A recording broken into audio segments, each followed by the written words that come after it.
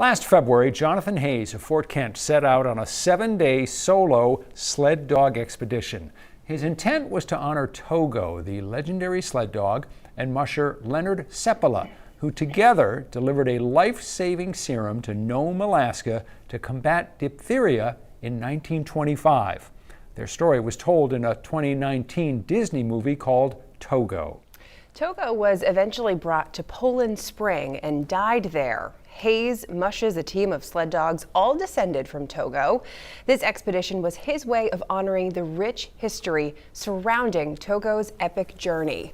Now, a few weeks before he set out, Jonathan reached out to Jeremy Grant, a Maine filmmaker and videographer, to ask if he'd make a documentary about this journey. Jeremy's answer, as 207's Peggy Kaiser tells us, it was a resounding yes.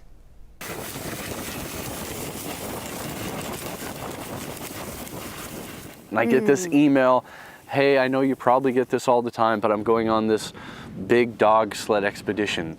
And it's going to be through the most remote country of Maine with this rare heritage breed dog that is descendants of Togo. And Togo happened to have lineage here in Maine. I'm like, wait, what? So it all just kind of fell together. The story was too good not to take on. Any story that gets Jeremy Grant out into the Maine woods is his kind of story. Through his Timbercross film and media company, he tackles adventures around the state, hoping to inspire folks to get outside.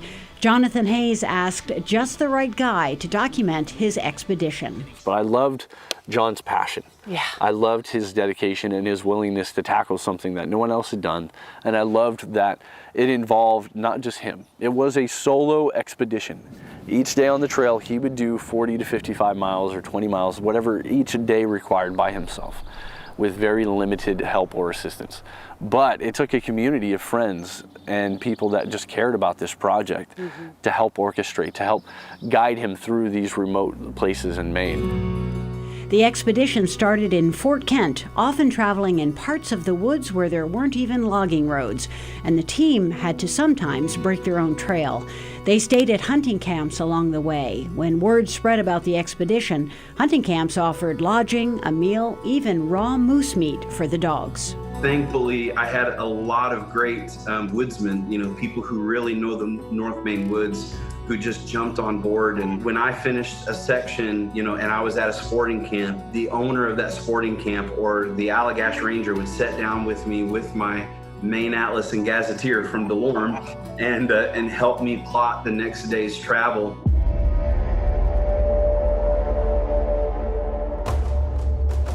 Jeremy had his own set of challenges to plan for. Apart from navigating areas where there were no roads, it was the dead of winter, with temperatures often 10 to 20 below zero at night. So some of the logistics were part of the fun and the challenge of trying to captivate this. First off, how do I get myself into as many of these places as Jonathan is going to be so I can get these raw, candid moments? Do you have any ballpark figure of how many miles you traveled to support his 200? His was 287. Yeah. Mine, I think, was around 1,100. Yeah. Because there's just so much, Sure. in and out, back and forth.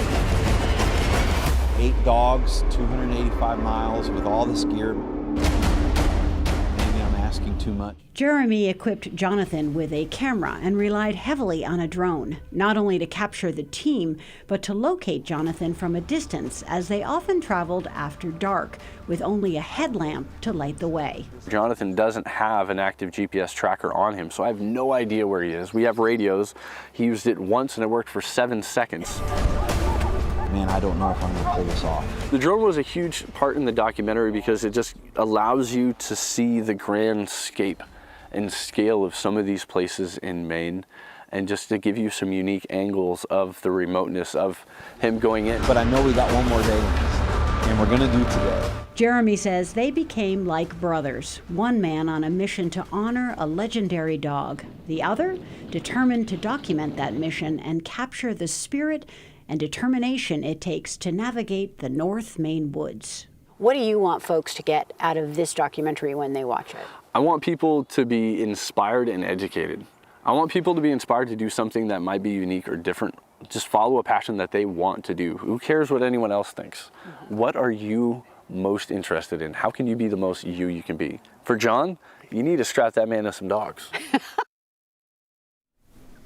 The documentary is now available for public viewing. You can head over to the 207 section of our website and app to find out where you can see Jeremy's film both online and in theaters. It's going to be a good one. They're absolutely right. It's just extraordinary in the last, only what, 5-10 years, that how drone video has changed what photographers and videographers can do, the stories they can tell, and the way we just see the world. Yeah, it's like the whole time I was watching that, it's like you're there with them. And it's those shots that's overhead and with them following them through. It's pretty cool. It sure is.